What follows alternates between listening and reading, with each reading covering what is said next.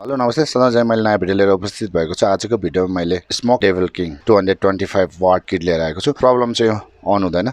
जब हामीले ब्याट्री हालेर चार्जमा राख्छौं त्यतिखेर चाहिँ अन हुन्छ। जब हामीले चार्जर यसमा रिमुभ गर्छौं मोड चाहिँ अफ हुन्छ। र यो आज के प्रब्लम रहेछ हामी आजको यो भिडियोमा हेर्न जाँदैछौं। पहिला सुरु म देखाउँदैछु यसमा चाहिँ प्रब्लम के छ भनेर। प्लस माइनस यसरी यो अन गरे पनि अन हुँदैन, टर्न अन भएको छैन, यो पावरै अन भएको छैन। र जब हामीले यसलाई चार्जमा छिराउँछौं यो अन पनि हुन्छ। यो हामीले जब चार्जिङ छिराउँछौं त्यतिखेर चाहिँ अन हुने र यो जब चार्जिङको जुन यो वायर निकाल्छौं तब चाहिँ यो अफ हुनुको कारण ब्याट्रीले टच नभएर हो कि भन्ने चाहिँ यसमा हामीलाई लागिरहेको छ। तर हामीले जब यो निकालिसकेपछि यो अफ भयो, यो अफ छ। अब एकचोटि हामी यसलाई ब्याट्रीले टच नभएको कारणले चाहिँ यो अन यतिकै हाल्दाखेरि पनि अन भयो भने चाहिँ ब्याट्रीले टच नभएको भन्ने चाहिँ हामीले बुझ्न सकिन्छ। तर यो देखाएको छैन भनेपछि यो ब्याट्रीले टच भएकै छ र यो भित्र जुन यसको पीसीबी बोर्डमा नै कुनै पार्ट्स ड्यामेज भएको हुन सक्छ। यसलाई आज हामी रिपेयर गर्न जाँदैछौं। रिपेयर हुन्छ कि हुँदैन आज यो भिडियोमा हामी हेर्नेवाला छौं। पुरानो भिडियो हजुरले हेर्न चाहनुहुन्छ भने मेरो युट्युबमा अलरेडी नै छ। यो कसरी डिसेम्बल गर्ने भनेर राखेको छु, त्यहाँ गइकन सर्च गरिकन हेर्न सक्नुहुन्छ। र साथै म माथि आई बटनमा पनि त्यसको लिंक दिनेवाला छु, हेर्न सक्नुहुनेछ। र मेरो भिडियो कस्तो लाग्छ प्लिज लाइक कमेन्ट र शेयर गरिदिनु होला। र साथै मेरो भिडियोलाई चाहिँ धेरैभन्दा धेरै शेयर गरिदिनु होला। साथै नयाँ भ्युअर्सहरु मेरो च्यानलमा भिजिट गर्दै हुनुहुन्छ भने सब्स्क्राइब बटनलाई प्रेस गरिदिनु होला र साथै बेल आइकनलाई पनि प्रेस गरिदिनु होला। त्यो गर्दाखेरि चाहिँ कुनै नयाँ भिडियो मैले जब युट्युबमा लोड गर्छु सबभन्दा पहिला नोटिफिकेसन मार्फत हजुरले मेरो भिडियो हेर्न सक्नुहुनेछ। र यो भिडियोलाई धेरैभन्दा धेरै शेयर गरिदिनु होला। डेभिल्किन 225w जुन यो प्रब्लम छ अन नहुने त्यो हेर्नुभन्दा अगाडि मेरो च्यानलको सानो प्रोमो पछि चाहिँ यसलाई सुरुवात गरौँ है त।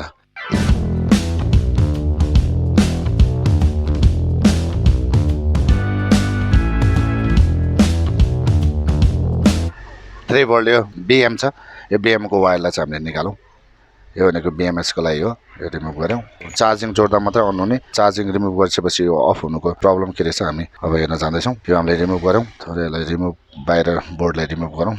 यसमा हामीले पहिला नर्मल चेक गरौँ। यो यहाँदेखि यहाँसम्म भोल्टेज आएको छ छैन पहिला त्यो पनि चेक गरौँ। र यसको जुन यो प्लस माइनस यसमा कनेक्सन छ छैन पहिला त्यो हामी चेक गरौँ।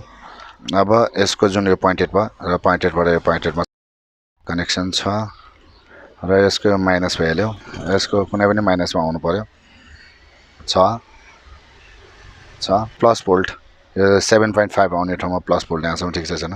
यो पनि छ। मोस्फेटको यो भागसम्म पनि छ। यो हामीले नर्मल चेक गरौँ। यो ठिकै छ। पीसीबी बोर्ड छ धेरै नै, यो 4 छ। पहिला हामी यसलाई राम्रोसित क्लिन गरौँ।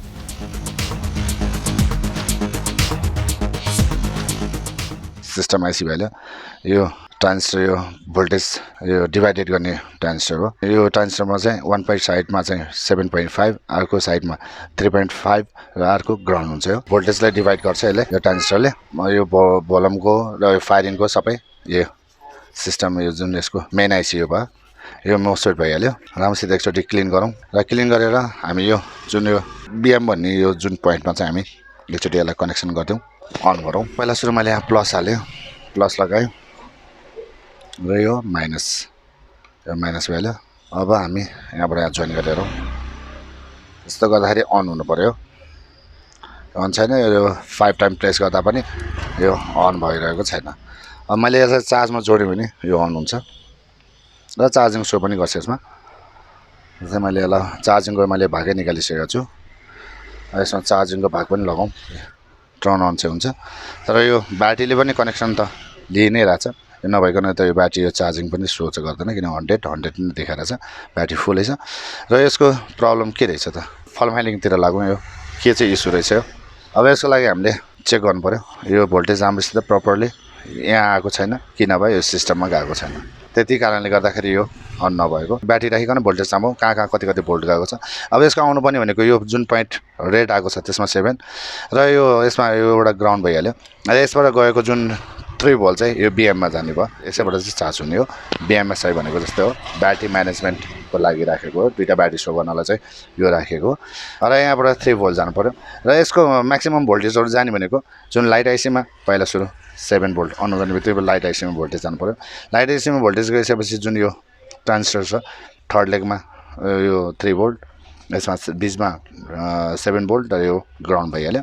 र यहाँबाट भोल्टेज यहाँ जानु पर्यो। यहाँ नजानुको कारणले पनि यो मोड चाहिँ यो किट चाहिँ अन हुँदैन। यो जुन डेभिल्किन यो अन हुँदैन त्यही कारणले हामी पहिला सुरु भोल्टेज चाहिँ नापौँ अब यसलाई अड्काउनलाई अलिक गाह्रो छ यसमा टेप लाउनु पर्ने हुन्छ र नेक्स्ट टाइम म यसको लागि यो छुट्टै अलग्गै ब्याट्री राखेर यहाँबाट नै बाहिरबाट टेस्ट गर्ने बनाउनेवाला पनि छु त्यसको पनि म भिडियो लिएर आउनेछु तपाईँहरूको सामु राखेर समातिरहनु पर्ने हामीलाई टेन्सन हुँदैन त्यो बनाइसकेपछि यहाँ एउटा सोल्डिङ गर्दै यहाँ एउटा सोल्डिङ गरेँ यहाँ एउटा ब्याट्री यहाँ लगाइरहनु पनि पर्दैन अलग्गै ब्याट्री राखेर हामीले गर्न सक्छौँ सजिलोको लागि मैले दुईवटा रबर लिइसकेपछि यसरी यहाँबाट एउटा रबर त्यसरी लाउँछु किनभने हामीले यहाँ भोल्टेज चेक गर्नु छ रबर लगाइसकेपछि यसलाई हामीले समातिरहनु पर्ने हुँदैन यसमा न त दुईजना मान्छे चाहिने हुन्छ यसमा अब यहीबाट मैले यसरी लगाएको छु र नेक्स्ट टाइम चाहिँ म यसको लागि एउटा ग्याजेट बनाएर हुन्छु त्यो भिडियो पनि म हाल्ने ट्राई गर्नेवाला छु अब हामीले यसलाई अब चेक गर्नु पऱ्यो भोल्टेज कहाँ कति आएको छ त यसमा 7.9 भोल्ट आएको छ यसमा 3.9 नै आएको छ र अर्को अब यो जुन यो ट्रान्जिस्टर छ यो चाहिँ भोल्टेजलाई चाहिँ डिभाइड गर्ने भयो 7 भोल्टलाई 3 point समथिङमा लिएर आउने भयो अब यो यहाँनिर आएको छ 44 जुन यसमा 7 भोल्ट आउनुपर्ने यसमा 44 मात्रै छ यसमा 77 र यसमा 77 भनेपछि यो भोल्ट भनेपछि यसमा 3.9 आउनु पर्यो 7.9 आउनु पर्यो यसमा आएको छैन यहाँ भोल्टेज नगरेर यो आइसीमा भोल्टेज गएको छैन यसमा 77 यो नै 77 र यो पनि 77 यसमा भोल्टेज छैन र यो भोल्टेज अब आउनु पर्यो कहाँ त भनेपछि यसमा 3.9 त आएकै छ र यही भोल्टेज यसमा भोल्टेज यो मोसफेटमा आयो भोल्टेज यसमा यो मोसफेटमा भोल्टेज आयो र यो मोसफेटमा भोल्टेज आइसकेपछि यतापट्टि नै यसमा भोल्टेज आउनु पर्यो यतापट्टि नै आएको छ 7.75 र त्यही भोल्टेज अब हाम्रो यहाँ यसमा आउनु पर्यो जुन यो लाइट आइसी को नजिकै आउनु पर्यो यहाँनिर आउनु पर्यो यो 7.75 आएको छ यो क्यापेसिटर पनि आउनु पर्यो यसमा 7.75 आएको छ 6 RB कोइल यसमा नि 7.75 आएको छ र यो कोइलबाट यतापट्टि जानु पर्यो यो आइसीमा जानु पर्यो यसमा आइसीमा 0.03 भोल्ट मात्रै छ यसमा भोल्ट यतापट्टि आएको छैन यसमा भोल्टेज जम्मा 0.7 0.6 भोल्ट मात्रै यसमा आइरहेको छ लाइट आइसीमा जम्मा 0.4 मात्रै छ भोल्ट अब हामीले यसमा चार्ज हालेर अन हुनुको कारण चाहिँ 3 भोल्ट आउँछ त्यही भएर यो अन भएको हो यो अब एकचोटि यो भोल्टेज थिएन अब यसमा हेरौँ भोल्टेज कति आउँछ त यो अन भयो यो अन भइसकेपछि अब फेरि हामीले यसलाई चेक गरौँ यो ग्राउन्ड भइहाल्यो यहाँ राखौँ यो भयो 7.95 आइहालेको छ अब यसको जुन यो अघि 0.6 0.8 आएकोमा 0.8 यसमा आएको यसमा 2 point यसमा भोल्टेज बढेको छ र यसमा पनि भोल्टेज 3.7 आएको छ भन्नाले यो चार्जिङको भोल्टेज यसमा जाँदाखेरि मात्रै यो यसमा यो जुन यो आइसीमा गएपछि यो डेभिल किङ किट चाहिँ अन भएको छ चार्जिङको चाहिँ हामीले रिमुभ गर्छले अफ हुन्छ यो अफ भइसक्यो यसमा हामीले फेरि भोल्टेज एकचोटि नाप्यो भने यसमा आउँछ 0.7 अथवा 0.6 भोल्टेज छैन यसमा 7.74 भोल्ट यहाँ पनि 7.74 भोल्ट आएको छ र अब यतापट्टि 6 RB कोइलबाट यतापट्टि आउनु पर्नेमा 7 point जति यसमा भोल्ट आएको छ 7.75 भोल्ट आएको छ यसमा नि यतापट्टि नै त्यही भोल्ट आउनुपर्छ तर यसमा भोल्ट कम आइरहेको छ यसमा 7.9 भोल्ट आएको छ भने यसमा पनि 7.9 भोल्ट आउनुपर्छ यसमा अब भोल्टेज जम्मा 0.4 मात्रै आएको छ भने यसमा 7.75 यसमा पनि 7.75 यतापट्टि 0.03 भनेपछि भोल्टेज छैन जब चाहिँ यो जुन कोइल छ 6 RB यसमा 7.9 भोल्ट आएको छ भने यतापट्टि 7.9 भोल्ट आउनुपर्छ तर यसमा चाहिँ 0.04 भोल्ट भनेपछि भोल्टेज छैन भने त नि हुन्छ र यसमा यता पनि आउनुपर्ने हो र आइसकेपछि यो आइसीमा नि आउँछ र त्यो लाइन सिधै यहाँ पनि आउँछ भनेपछि हामी पहिला सुरु यो रिमुभ गर्छौँ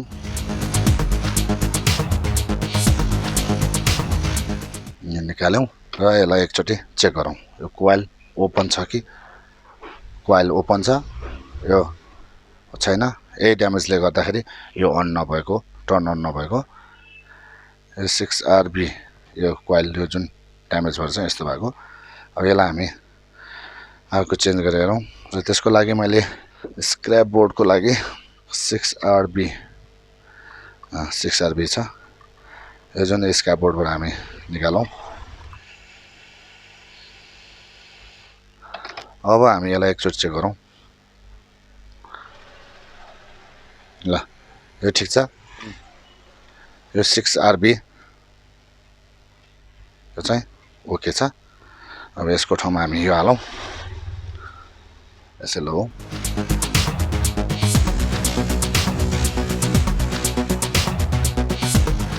राखिसकेपछि यसको जुन पहिलाको ड्यामेज चाहिँ भइहाल्यो ड्यामेज भएर हामीले अर्को लगायौँ अर्को स्क्रैप बोर्डबाट चाहिँ हामीले निकालेर लगायौँ लगाएपछि यो अन हुन्छ हुँदैन एकचोटि त्यो पनि चेक गरौँ यो यसलाई पनि जोडौँ एकचोटि यो जोड्यौँ यो साइडको यो भइसक्यो हामीले यो चेन्ज गऱ्यौँ यसमा पनि कनेक्सन छ र यतापट्टि पनि कनेक्सन अघि कनेक्सन थिएन अब हामी एकचोटि यसलाई ब्याट्री लगाएर हेरौँ यो ब्याट्री लगाएँ यसमा प्लस र यो माइनस ब्याक कभर छ यसलाई नै हामी लगाउँ यसमा लगाइसकेपछि स्मोक भनेर आयो स्मोक यो अन पनि हुन्छ हो अघि अन थिएन टर्न अन थिएन अब यो टर्न अन हुन्छ यो टर्न अन भयो भनेपछि यो 6 RB यो कोइलले चाहिँ यो ड्यामेज भएर यो अन नभएको रहेछ अब यो अन भएको छ म नापेर देखाउँछु यसमा एउटामा 7 भोल्ट लाउनुपर्छ एउटामा 3.9 एउटामा 7.9 एउटामा 3.9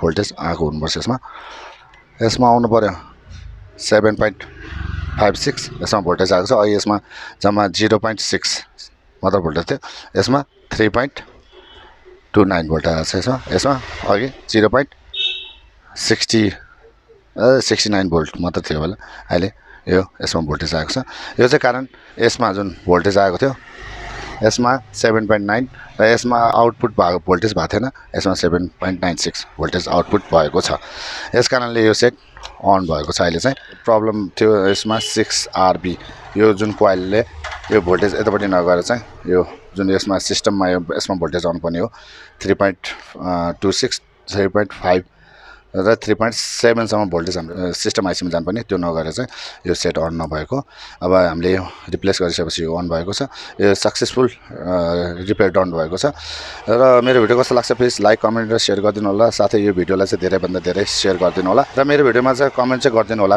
लाइक पनि गरिदिनु होला नयाँ भ्युवर्सहरु मेरो च्यानल भिजिट गर्दै हुनुहुन्छ मेरो च्यानल चाहिँ सब्स्क्राइब गरिदिनु होला साथै बेल आइकनलाई पनि प्रेस गरिदिनु होला त्यो गर्दाखेरि चाहिँ मैले जतिखेर नयाँ भिडियो लोड गर्छु हजुरहरूले नोटिफिकेसन मार्फत चाहिँ सबभन्दा पहिला हेर्न पाउने हुनेछ आजको यो डेभिल किङ यो चार्जिङ जोड्दा मात्रै अन हुने र चार्ज रिमुभ गरिसकेपछि अफ हुने प्रब्लम थियो यसलाई हामीले रिपेयर गरेर सक्सेस गरेको छौं भन्दै अर्को भिडियोमा चाँडो भेट्ने बाचा गर्दै यो भिडियोबाट चाहिँ म बिदा लिन चाहन्छु।